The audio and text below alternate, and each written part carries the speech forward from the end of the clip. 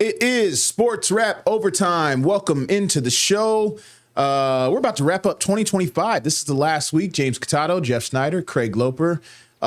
James is back after a vacation, a week and a half off, basically, from being around the 757, went home to upstate New York. Whoa. So he's back literally today at the time of this recording, Tuesday. His first day back. He came back from that foot of snow, man. Yeah, we got 7 to 10 inches over one night. Oh my gosh. And out of 3 out of the 5 days I was back in New York, I couldn't leave the house because the driveway, you literally couldn't get out of the driveway. And if you made it onto the main road, all the snow had turned into ice. So you were just slipping and sliding all over the place. So you're in the house 3 days straight. In the crib. Yeah. Just well, no, the worst part was that it was segmented throughout the week. Yeah. Right. So I get in on Saturday, and then on Sunday it's crap. Monday it's totally fine. Yeah. Tuesday it's crap. I can't leave. Yeah. Right. Then Christmas hits, Christmas Eve, Christmas hits, and then it's crap again. So it's like sandwich. So it's like, oh, I think I can get outside. Then I got to stay in, and I get back outside, back in. Right. It was a nightmare. hope you got the fridge full of groceries while you're back home. Yeah. That's kind of the key. Yeah. I guess being at the home in the holiday season, just sitting around all day, like, it's not bad. I think eventually, because I do that when I go home too. Like, I just sit at my mom's and my dad's house. We just hang out. I think eventually, like, all right, I got to get out the house. Like, I got to do something. That's what I'm saying. I want to hang out with my friends. Let me go to lunch or something. Yeah. You know? Yeah. So that can be kind of like almost make you stir crazy a little bit. Yeah. A little bit. Especially when you're snowed in. But I will say, it was it's 30 degrees today or 35 degrees today or something. It's cold. It's cold today. For Virginia standards, it's cold. Yeah. I get back and it's like, I'm taking off a layer because it hit 0 degrees at one point back in New York. Right. So I look at the thermostat and it's like 0. And then it like an hour later bumps up to 4. Everyone's like, oh, right. Yeah. So, and then Monday was 60 degrees. So we had a good break yesterday. that's nice. Wow. Yeah, it's kind of been on a roller coaster. Yeah, lately. We're gonna be back down. So here we go. This episode, we're talking NFL Week 17 recap. We'll look ahead to Week 18 and all the ramifications for a few of the games in the league. Playoffs coming up. We're going to talk some college football playoff, and then we'll talk some local boxing we're plugged into. James doing a story this week. One of the local boxers, Keyshawn's back in the ring. We found out last week. I haven't had a chance to mention that on the podcast yet. So let's start in the NFL, guys. Week 17. I mean, the marquee games were Steelers-Browns. Rams lost to the Falcons, surprisingly, last night on Monday Night Football. The Niners and the Seahawks continue to just be on a collision course. Commanders, obviously fall. At this point, was it the Cowboys last week? Because they played the early Christmas Day game. So it seems so long ago. But yeah, let's start there. Commanders falling to the Cowboys.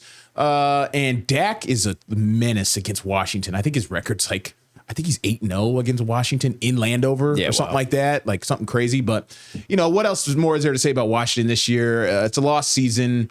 Bill Krosky-Merritt had a good game. I think he got in the end zone. So good to see him kind of right the ship after some fumbling issues and being set in the doghouse for a little while. But, yeah, Frankie Louvu and company, this team wearing the Super Bowl throwback uniforms. Tough Week 17, and they're playing for drafts position at this point. They were 7th overall in the 26th draft going into this game. Tank. Yeah, that's what you have to do because, Dan Quinn going into this season was talking about, continuing what they had set last year, almost like a momentum type of thing. I know certain coaches hate to use the word momentum, right? But they wanted to build off of what they got last year, the NFC Championship game. And I think that they really all thought in that building that they were going to. Now, there were so many people around the facility that said they didn't buy into the fact that the Commanders were the oldest team in the league because there were certain players who bumped that age up, like your fourth string quarterback, Josh Johnson, right? There were older players that didn't get a ton of burn that bumped that age up a little bit, but you kind of saw it a little bit this year, the age, and it played a factor, especially when Jaden Daniels went down. Yeah, everything. It was a snowball effect. It was the Jaden injuries. For me personally, and we talked about it in the office all year. After this offseason, when we were up there at camp, they were winning games by the skin of their teeth last year. Yeah, that is an indicator of you don't have a dominant great team. You might have a good team and you can close, but you're not like a world beater by any means.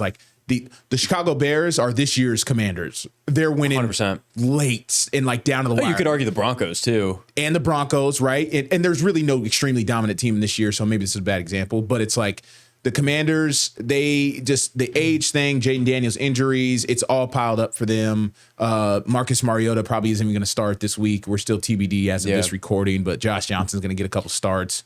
When you're signing Jeff Driscoll off practice squads. Oh my I'm God. surprised Yes. Sam Hartman's not getting burned. Is there some? I mean, I don't know. Here's the other thing. You talked about all those close games, and yes, while they did have all those close games, the one thing that set them apart from, and we'll see with those Broncos teams and teams like that are currently close this season, like the Bears, they dominated the Lions in the divisional round to move on to the NFC Championship game. They did. So it's like at least They kind of peaked at the right time. Yeah, that's what I'm saying. So you can look at that Commanders team from last year, and while they did win a ton of close games, like they did take care of business up until Philly in the playoffs. So you had a lot of optimism coming into the season. True. But obviously they didn't give you a lot to be optimistic about this year. Yeah. Yeah. Jeff, what game do you have your eye on? Week 17. What stood out to you? The game I like the most, well, the Cleveland Browns ruining the Pittsburgh Steelers' chance to clinch a playoff spot, clinch the division. Yep. It's a huge opportunity missed by Pittsburgh. It seemed like this was kind of like the conversation on Twitter or whatnot. It seemed like Aaron Rodgers was more concerned about not letting Myles Garrett get the sack record than winning the game. I was looked that way to me too. Yeah. I was listening to Dan and I though. watched the whole second half. I didn't watch the first half. I was listening to Dan Orlovsky talk about this though, and it's like it would have been irresponsible for them to not key in on Myles Garrett and try to stop him from wrecking the game. It just felt like and you're right. And Myles Garrett's gonna be the focus of every offense, but it felt like hyper intentional to get the ball out quick, to literally chip block him. And again, that was gonna be the plan anyway, but it felt like their offense was. Now, give Cleveland's defense credit. Like, they're a great defense. But it felt like they were trying to just, like, he changed the whole dynamic of this Pittsburgh offense, the way they called plays, to me. Yeah, exactly. And Aaron Rodgers already gets the ball out quickly. He's still it's still in the top 5 of quarterbacks who get the ball out from snap. Right. But it just seemed like this game, he was getting rid of the ball way, way too soon. 13-6. Guys were not open. Yeah, they didn't score a touchdown in the game to Steelers. The Browns that great first drive by Shador Sanders. Yeah, it was. I know. I saw it on Twitter. First drive, Shador drives down the field. Harold Fannin Jr. Who's been his guy. Yeah, Harold Fannin was a steal. He might be the steal. One of the steals of the draft. Where do you even go to school? Bowling Green, baby. Oh, that's why. Hometown kid. Oh, got it. Okay. He had a little nagging injury though from that game. Yeah, he got hurt. On the touchdown, he got hurt. Yeah, I think he should just sit the rest of the year. It's not like anything matters. Yeah. But it was pretty funny to watch the Browns get another win. The Steelers have had a hard time against the Browns in Cleveland ever since Ben Roethlisberger retired. Yeah. I think they've only won one time since then. I'll tell you what, man. I was locked. I didn't miss the first half, but I was locked in for the second half. That last drive by Pittsburgh, super impressive for Rodgers to drive down the field. I think they had a minute and a half when he got the ball. Maybe they had one timeout or no timeouts. I can't remember. It might have been one. Actually, I think it was none. I don't think they had any timeouts. He hits Freiermuth down the middle for like a 30. I think he got to play to the sideline first, and they hit Freiermuth. They're down the field in like 2 plays. Yeah. And they're like in striking distance within 2 or 3 plays. And then I'm looking at the game, and there's certain times in football games where you could just see you question the call. You're like Marquez Valdez-Scantling, against Denzel Ward, 3 straight times. fades. Yeah. And there's zero offensive creativity at the goal line. Terrible. I'm watching it and you're like, what's up with these? First of all, the goal line fade ball has been dead since Calvin Johnson retired. Nobody throws goal line fades anymore. No. That's like a 90s, early 2000s football concept. Nobody does it. Low percentage. You don't have a Randy Moss or Calvin Johnson. You don't throw it. It's a Rodgers thing, though. And he does. He'll back shoulder the heck out of the defense. Yeah. But like against Denzel Ward, and you got Marquez, like just get more creative offensively, Arthur Blank. Mm-hmm. That's what I'm saying. Well, and he had Gainwell open on the last throw to MVS. Yes. And Gainwell had a seam to get right into the end zone up the middle. Breakdown of the that. thing that's going to kill the Steelers is the fact that DK Metcalf is not tough. I mean, that's going to be their demise. Yeah. Now you have to play Baltimore. Yeah. And that was, maybe Lamar comes back. Yeah, but we'll if see. you don't have DK, like that offense is not working. Yeah. I haven't seen too much. Like, I feel like more people need to be talking about that, but that was a stupid thing he did. The DK stuff. Oh, yeah, absolutely. Now it's probably going to cost him a playoff spot. I'm kind of like, I've seen the headlines, but because it's the internet, there's so much misinformation. And like even Jay Glazer has been on top of the reporting with the DK stuff. If Jay Glazer of Fox, he did a deep dive, and look, DK should have never done any of that. But like him and the guy had a history. The same fan was harassing him while he played for the Seahawks in Detroit the year prior.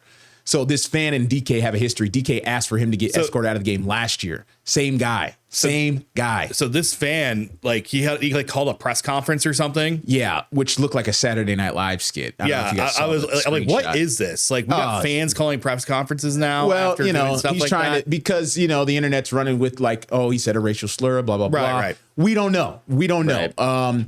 Jay Glazer did report from Fox. His reporting says that the fan was using derogatory language. He didn't say specifically what it was. He didn't say racial. Yeah. He said derogatory was the term. That could be anything. But the fan and DK had this guy was seeking DK out. They had a history. And I think it's an indicator. Mike Tomlin said he supported DK. He said he didn't condone it, but he supports DK. The Steelers in recent days have basically, it's been reported, they're going to guarantee his contract the next 2 years. So they're on his side. So like, I think there's more to it. Like DK, not saying he was in the right, but apparently the fan had kind of, quote unquote, deserved what was coming to him in their eyes. Yeah. So I don't know. It's a whole bunch of craziness. But regardless, he's out for the Week 18 finale against the Ravens. It sucks.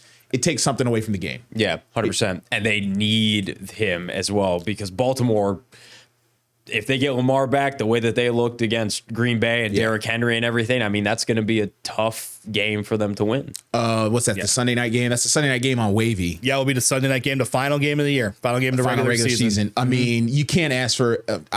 Dude. I mean, I know it's like Bears Packers, but Bears Packers rivalry feels so much more old to me. Yeah.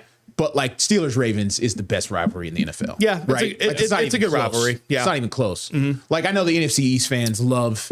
Like, their rivalries. Cowboys, Eagles. That, yeah. Cowboys, Eagles is probably honestly second best, in my opinion. But like Ravens, Steelers of my generation, I mean, dude, that's legendary matchups 3 times a year sometimes. Yeah. Flacco, Big Ben, Terrell Suggs, Ray Lewis, Ed Reed, Troy Polamalu, Ryan Clark, like James Harrison, like the list of players goes on, and it's always physical. For the last decade and a half, or at least. Did you guys, if you've seen the clips of the AFC North Hard Knocks from last season, oh my God, I watched that whole season, like behind the scenes. Tomlin's they're talking about the AFC North and the rivalry like all the time. Unbelievable content. Mm-hmm. So, and then Week 18, also San Francisco, Seattle.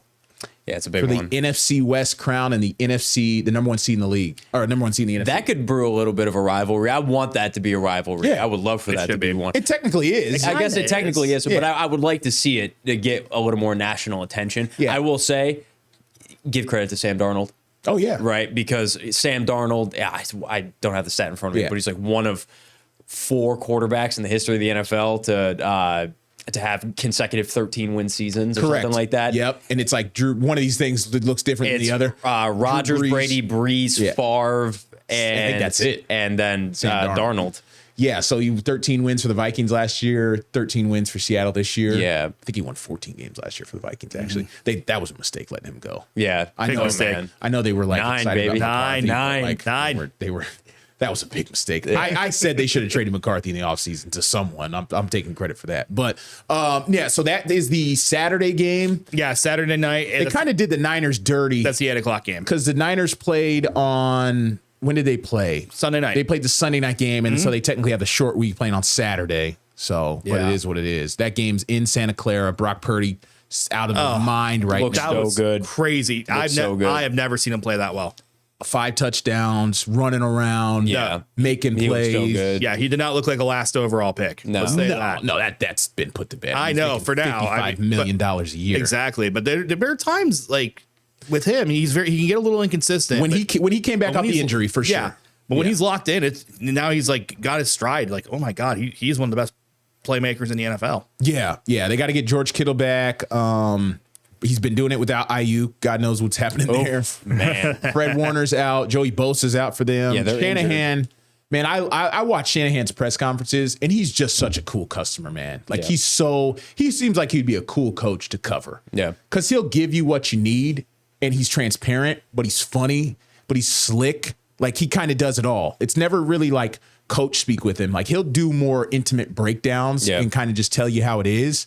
He seems like a cool coach to cover, but he's one of the best coaches in the league. I mean, it's not even, if not the best, if not the best. I mean, he's up there with like Sean McVay. McVay. I think before this season, I would have said Kevin O'Connell. Before this season, Kevin O'Connell for sure. Mm-hmm. But it's like McVay, Shanahan. I mean, Sean Payton, give him credit. Yeah, 100%. He's doing a good turn job. that around. So What else is the other? What's the other? The other marquee one game? is the Panthers and the Buccaneers. 4:30 on Saturday for the NFC South, which is just a terrible and division. the Panthers just beat the Bucks. So I mean, that division's crazy. Also, I think there's a caveat to this. There is with the Saints and the Falcons game as well. Yeah, I think my buddies who cover. I got two friends that cover NFC South teams, Atlanta and Charlotte. Yeah, Carolina, and they put it in the text.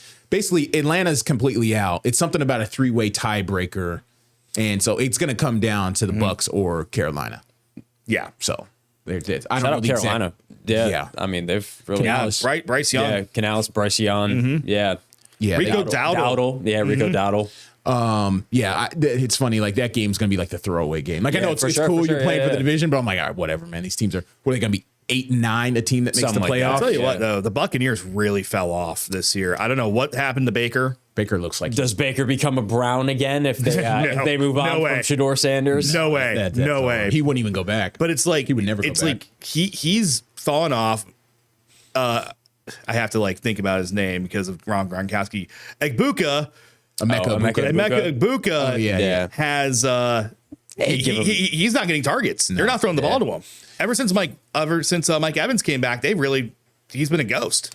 Yeah, Baker's down. Mike Evans. But he has multiple weapons. Is what I'm trying to say. I saw the. Did you see the funny Mike Evans graphic going around? Like, because he had been 10 years in a row, 1,000 yards. It was like he only needs 660 yards in week 18 to get 1,000. I saw something. Forcing the ball, Baker. Yeah, it was like Justin Jefferson needed 49 yards or something, and everyone was like, "My goat's on a Mike Evans career arc now," or something like that. That's so bad. I don't know about that, but yeah, Jets has been. He's definitely a little bit of a. I saw a tweet that said he's a fantasy disappointment this year, which he was. So you can't even put it on him. The fact that he's scraping 1,000 with the quarterback play that they've had is just a testament to it. It's like Garrett Wilson. You know, I mean, right. Let's go back to the Baltimore-Pittsburgh game real quick because I'm definitely locked into this. Lamar is, as of this recording, nobody knows what's going to happen. He took that back bruise. He took that shot against who was it before the Packers? I can't remember who they played. He took a shot bad. It would look bad. It almost looked like a kidney shot in boxing. Patriots. It was the Patriots? Yes, it was. Yeah, because they didn't hand the ball to Derrick Henry in the fourth quarter. Yep. It looked bad, man. Like he got a knee right in the back. Like I think his body locked up on him somehow. I know people are kind of questioning Lamar's commitment sometimes. The validity of the injury. The validity of the injury. Yeah. He's been missing one practice a week forever. Like all this type of stuff. There's all this Baltimore Sun reporting that they're coming out that he's falling asleep in meetings. I don't know. Or wants to go to Miami or stuff like that. Yeah. I hope Lamar plays. I hope Derrick Henry plays. I hope it's a great game. Rodgers, like you said, without DK, who knows? But it's in Pittsburgh. Yeah. So there's the advantage. Tough place to play. But Baltimore's going to travel well for that. I mean, sure. Yeah. I would give the edge to Baltimore personally. Yeah. If they choose to hand the ball to Derrick Henry, how are you stopping that man? Off the momentum 30 from last carries? Week? Yeah. 30 carries. You give him 30 carries. How are you going to stop him? Not. And TJ Watt hasn't played in weeks. Yeah. He's dealing with a collapsed lung or something, partially collapsed lung. He had some puncture thing. Punctured lung. Who knows? With some doctor. Yeah. Here's my question. Pittsburgh loses to Baltimore. What do you do with Mike Tomlin?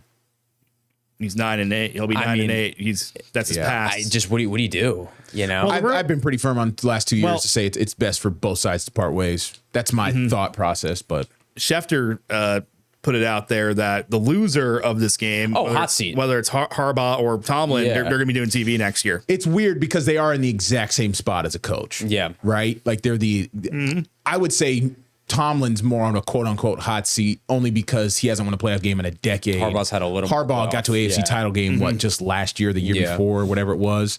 Harbaugh's question marks are more scheme, coaching decisions, managing Lamar's personality, not getting the ball to Derrick Henry. Defense is not what Baltimore's built on. That defense is terrible this year, right? So I don't know, but it is weird to be in the same division and both be the two longest tenured coaches in the NFL. They kind of end in the exact same spot. I feel like all of the coaches in the division are kind of like iffy right now. Yeah, could make that's fair because like Stefanski and Taylor. Yep, I don't think Taylor's job is concrete. No, Stefanski's on the hottest seat of them all. Yes, he is. I would say. Well, it's so weird with Stefanski. You can never tell what Jimmy Haslam's going to do. Yeah, facts. A lot of the fan base wants. You got to clean that house. But you got to clean it out. You have to clean that house. I mean, it was just a complete disaster this year. The draft was pretty good. Your rookie classes, you could argue the best rookie class in the NFL. So I think year. that gives Barry at least a little bit more time. But I think Stefanski's gone, and I think he doesn't really mesh well with Shedeur. I don't think he really meshes well with Jimmy Haslam, the owner. Trade Jerry Jeudy. He's tradable. Oh man, get him out. Well, he's awful. So like, got to get draft Carnell Tate. Yes, right. Please, or keep him in state. Or my pick is Jordan Tyson out of Arizona State because Jordan Tyson played with Shedeur at Colorado before going to Arizona State. So that's my pick. I think I said it last year. You should have just traded Myles Garrett and just rebuild. I know. Well, I know you're going to pay. You made him a Godfather offer. You could have got 3 first-round picks from Myles Garrett and just. He wanted out.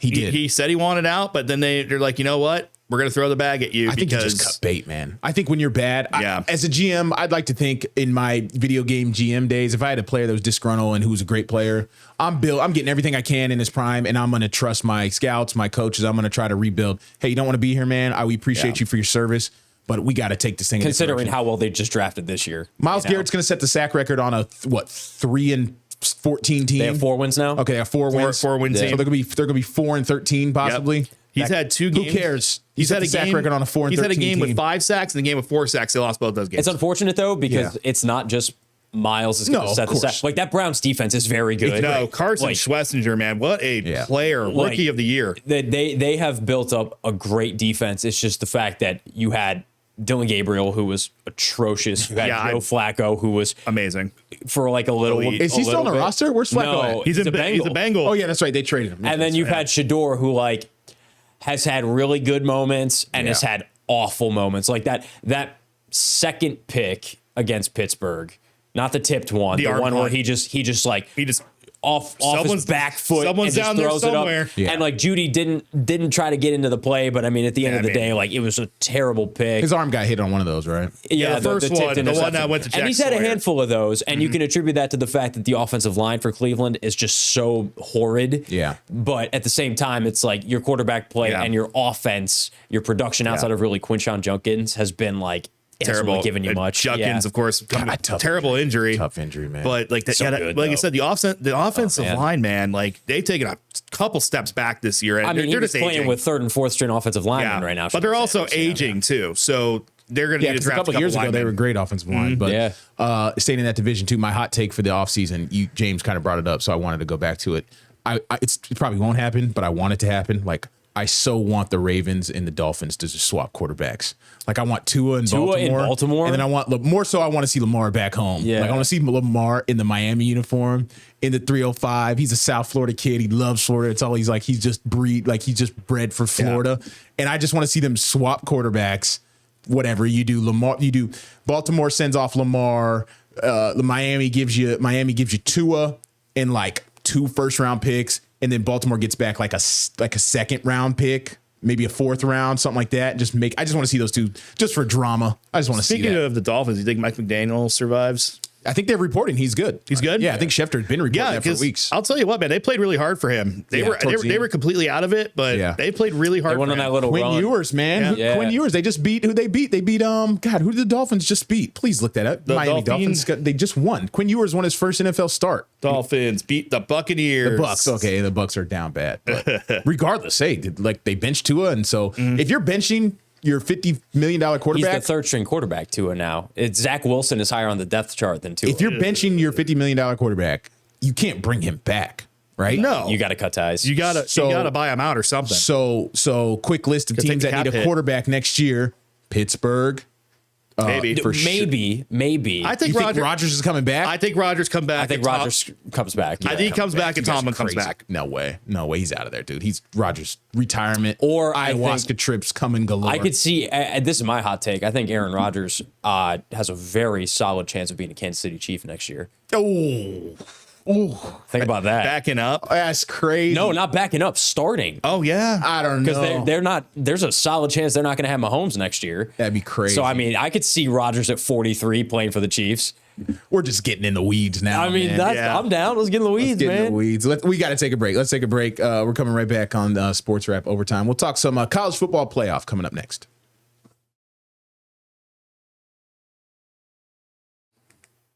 Okay, we're back on Sportswrap Overtime. James Casado, Jeff Snyder, Craig Loper joining you here for this episode, December 30th, 2025, our last show of the year here. We're moving on, talking about the college football playoff. Man, only the big boys are left now. Yep. Oh, yeah. I mean, this is it. No more group of five to stink everything up. Get the G5s out of there, only for the big boys. Yeah. Gotta love a chalk playoff, huh? All chalk. It's chalk, man. I mean, they've pretty much been chalk since it started. I know. But if you go over the matchups, the big one I'm really excited about, New Year's Eve, is Ohio State, Miami. That's just a rematch of the 2002 national title game. Some history there, and a game that Ohio State's favored by 9.5. Something like that. Yeah. So, Ohio State. What is that? Is that the Cotton Bowl? That is the Cotton Bowl. Cotton Bowl at Jerry World? They should take care of business there. I mean, you would think. But Miami's defense is no joke. It's not going to be easy. No. By any means. I mean, anything can happen. Coming from an inspired Ohio State fan. Yeah. But I think Ohio State gives me a nice birthday present and gives me a win. I think the bye and them not playing in 3 weeks is kind of like a wild card. Like, I always think that can be good or bad for teams to have all that time off. I think Miami's defense is legit. I mean, they're really good. Remember last year, Ohio State was in the first round.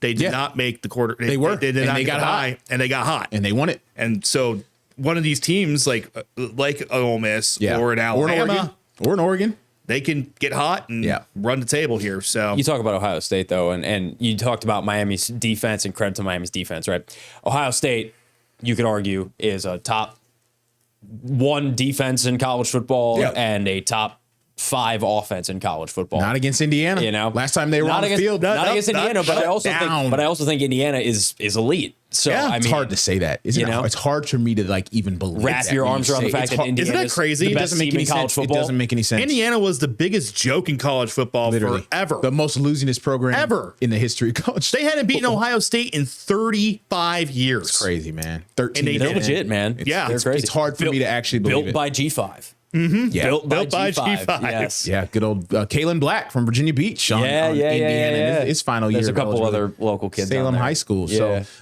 So that's the New Year's Eve game, Miami, Ohio State. We got a triple header on New Year's Day, starting with Oregon, Texas Tech in the Orange Bowl. That is at noon on Thursday afternoon, New Year's Day. And guess who's going to be there, boys? There you go. This guy. Wow. Got my tickets. Me and my college roommate, my best friend really since 7th grade, but we went to college together for 3 years. He's a year older than me. We got tickets. He lives in West Palm. So Hard Rock is 40 minutes away from 30 minutes away. So slam dunk. We called our other college roommate whose parents are season ticket holders, and they have priority seating, access to it. So we got on it with Mary. Shout out to Mary Spearman. I got to send her this clip. Mary Spearman, her son Justin was a roommate of mine, and she got on there and she locked in the tickets for us. So noon, Hard Rock Stadium. We're sitting behind the end zone, behind the goalpost in one of the end zones. I don't know what. Will we be able to see you? I think so. I think if there's an end zone shot, you'll probably catch me. I'm off in the corner somewhere. But Texas Tech, explosive. I should say offense lacking a little bit, but defense is great. Yeah. Oregon defense kind of questionable, but offense super explosive. So how happy are you? This is a noon game and you're not going to be waiting all day. Very happy. Yeah, I'm very happy with that, man. I don't want to sit around all day and then, these 8 o'clock kicks and you're there and you're leaving the stadium at 1 in the morning in the traffic, I-95, all that type of stuff. Mm-hmm. I'm very happy it's a noon game. I'm curious to see what the capacity is going to be. Oregon is a long way from Miami. For sure. Yeah. Now, we were looking at the tickets and Mary, while we were on this three-way call, she was like, oh, they're filling up. There was tickets being bought up by Oregon, but historically, Oregon fans, it's not it's a good fan base, but it's not like the Alabamas and the whatevers of the Ohio States of the world. They don't, and they're not going to travel. I can't imagine it's packed with Oregon fans. And I always imagine Oregon, Eugene's pretty isolated from a lot of stuff. So now Texas, if you're in the Rose Bowl, different. Yeah. Is Texas traveling for that? Texas Tech traveling for that? I don't know. That's a tough travel too. I know. No, it is. It's a tough travel, but all the money they got, you would think all those boosters are flying their private jets. Those oil boosters. Fair enough. Man, have you seen some of those videos, the behind the scene Texas Tech videos? There's the one guy who played for them who's this oil billionaire who's a really big donor for them. Oh, dude, they got the billionaire who I watched that podcast. I'm talking about these influencer types. They go to the Texas Tech games in the suites and what do you do for a living? And tell me about your relationship with Tech. Wow. Well, I'm in the oil business, and me and my buddies went to Tech, and now we're all millionaires, and we're just giving to the program. That's kind of the mentality. It's just interesting videos to see those behind the scenes. Meanwhile, at Oregon, we only need one donor, so. I think, very true. It's very true. I'm wearing the wrong brand today, aren't I? Yeah. What? Dang.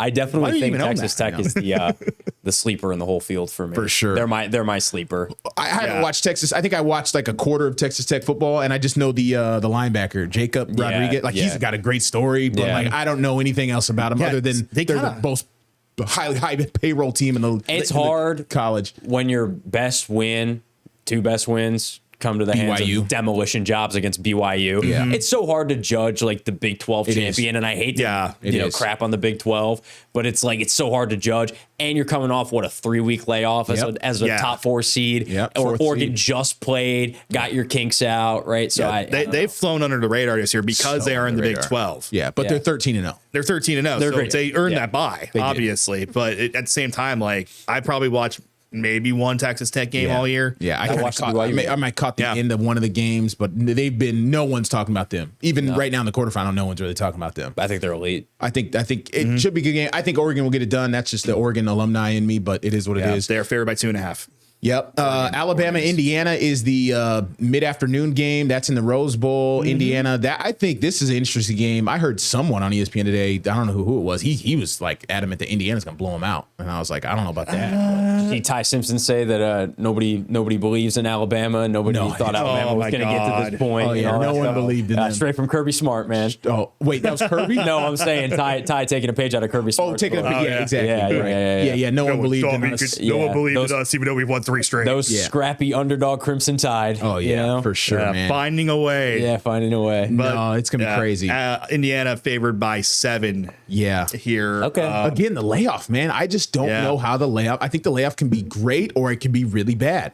Who knows? Especially with a team like Indiana who has not been here before. Exactly. This program has no idea. I mean, but the only thing that helps is their coach has been in a playoff situation before. Yeah. I think his preparation is on point. Yes. Indiana has the best. I'm making a proclamation. Indiana has the best coach in college football. For sure. It's not I think close. that's so very reasonable to say that. It's absolutely crazy. I was calling a game in college myself, and he was the opposing head coach at IUP. And we beat him.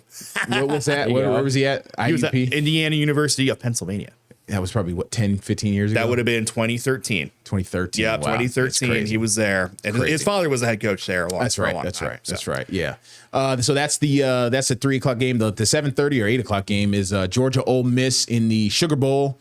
Right. So Ole Miss continues to be just an interesting story. Weird. Their coaching staff is on the way out, but they're still coaching.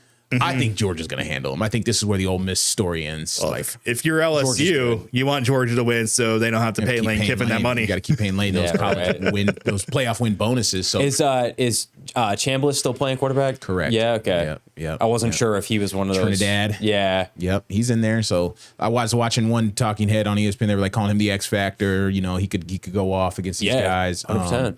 I think Georgia was his first start, if I'm not mistaken. Was it? Early this year. I could be wrong. Like game 4 or 5.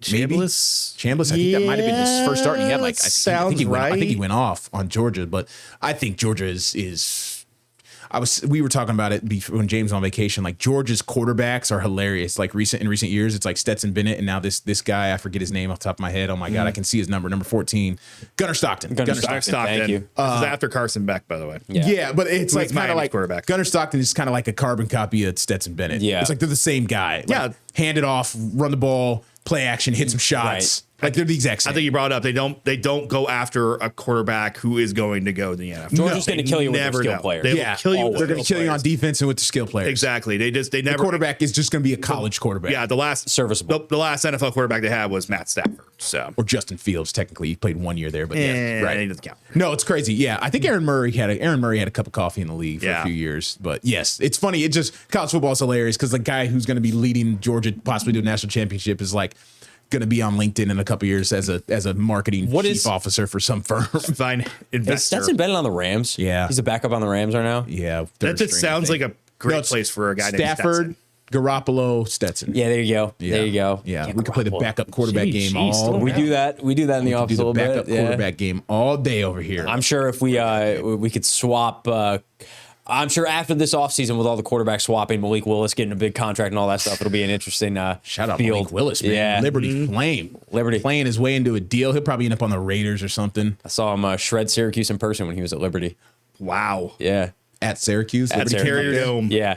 Syracuse won handily, but Malik Willis is very good. I was about to say Liberty beat Syracuse. No, but Syracuse beat Liberty, but Liberty and Malik Willis both very good. Yeah. So when it comes to this, I'll just throw my predictions out there, and we're going to take one more break before we end the show. I say Georgia goes to the semis. I'll put Oregon in the semis. I'm going to put Indiana in the semis, and I'm going to put Ohio State in the semis. That probably would make sense, right? Okay. So all chalk except for Oregon. Technically. Yeah. Oregon seems like more chalk. I guess I don't even know who's favored in that game. I think Oregon's favored by 2.5. 2.5. Oregon, Yeah, I think it is. Okay. I said by seeding, I mean. No, by seeding, yeah, correct, right. Yeah. Yeah. No, that would be my 4. I'm thinking Ohio State's going through. Yep. Because I have to believe. Yep. Georgia's going through. It's going to be Ohio State, Georgia. Again, a rematch there from a couple years ago. I do think Indiana pulls it out over Alabama. You're going to hate me, Craig. I think Texas Tech does get the win. Yeah, it is what it is, man. I don't want to be the exact same. Pretty much your list. Yeah. I think we agree. I think my only contradiction to you is Texas Tech over Oregon. I think Texas Tech is going to go to the national championship game. All right. Yeah, you did predict that. Yeah, I did. When you guys were at the Cure Bowl, he did say that, and it got me thinking more about Texas Tech. I think what did we say? Texas Tech, Ohio State national championship. Yeah, game? we did. Yeah. All right. Wow, that'd be cool. That'd be crazy. Yeah, I'd like that a lot because it'd be Texas something Tech. different for Ohio State for once. Yeah. No, I get that. Well, when Oregon beats them, I'll send you guys a video. From There you go. There you go. All right, let's take one more break, and we're coming back on Sportswrap Overtime.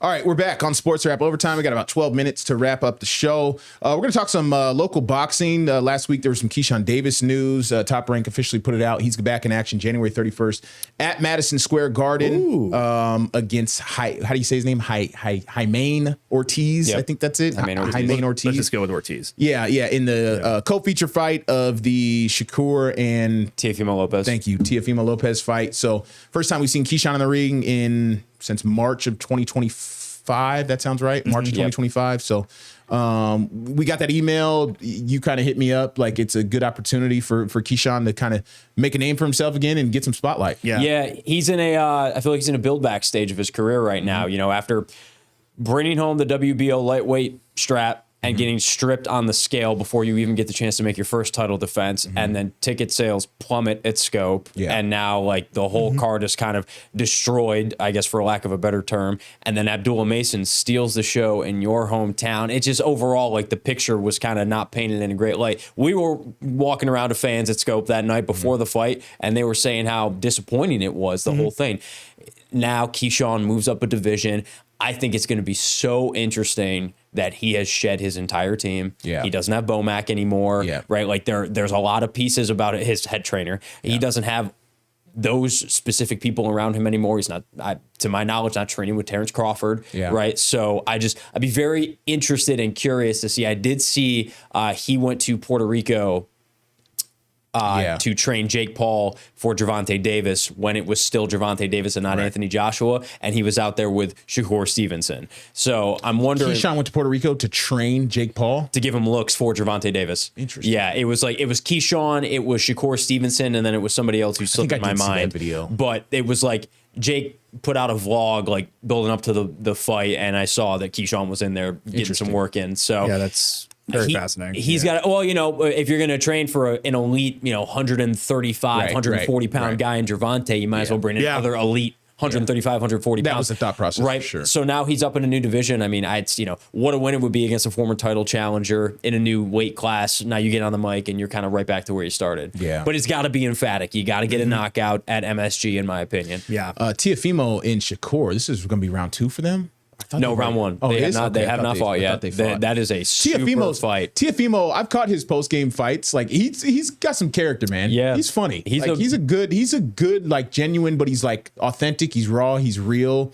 Shakur's a little more raw. Like Teofimo kind of like he's more like, I don't know. I like his interviews. I like his post fight interviews that I've seen with him. They're you could argue two top 10 pound for pound fighters in Shakur and Teofimo. It's going to be I love the fact that this fight was made. I think this is one of the biggest, if not the biggest fight that you can make in the division. Yeah. I'm down for it. Down for it. It's a good night of boxing, and it's one heck of a card to be on if you're Keyshawn. Yeah. Especially in the co-main. January 31st. Yeah, I'm just glad that he's getting a second chance here. Yeah. Because after the last the thing in Norfolk was a complete disaster. Yeah, it was and bad. and It I was bad. think, and I cannot be understated. I think Keyshawn, he intentionally went dark for a little while, kind of found himself, kind of probably questioned his next move, like you said. Talked retirement briefly. Yeah, He did. yeah. I mean, and then I he never did no, I didn't believe him either, but the podcast with Ariel Helwani. Ariel, thank you. Was good insight. Who's Top Rank with now, with broadcasting wise? I know they're not with ESPN anymore. Oh my God, is that Yeah. over? It is Yeah. over, wasn't it? That deal's over. So who are they doing Good that with? question. I need to check. I think, you know what? The email did say something. That's on me. I should have pulled up the statement on my phone. If you guys let me see. Keep going. Let me pull up the Top Rank email. So the interesting part about this return fight for Keyshawn Davis is the division that he now finds himself in, and I also want to pull up some stats here because he's not going to be surrounded by the same faces that he would be surrounded by if he was still a contending lightweight WBO lightweight champion, because he would still be flirting with the Gervonta Davis. Okay, Go ahead. The tell whole me. card will be available on DAZN. DAZN. DAZN, thank you. Is that how you say it? Yeah, I've DAZN. always, Yeah. So they've done some Anthony Joshua fights. They've done some tank fights. I think they did some tank fights. DAZN is a really big carrier for combat sports. Yeah, exactly. So there you go. That good point, Jeff, for bringing it up, because I would have totally forgot. They've been doing the ESPN stuff for so long. So things always change.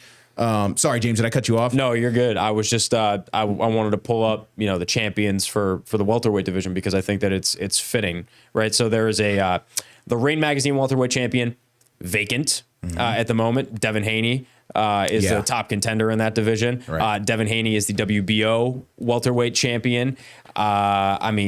Lewis Crocker is the IBF World Welterweight Champion. There's a lot of good fights in here. Mario Barrios. So the interesting part about Mario Barrios, he's a WBC World Welterweight Champion, and last year I thought he should have lost to Manny Pacquiao, but that was a draw. Okay. So they had that as a draw between Mario Barrios and Manny Pacquiao. Manny Pacquiao's probably 50. 50. Nah, maybe like 40 something. And then the WBA Super World Welterweight Champion is Rolly Romero, who just beat Ryan Garcia.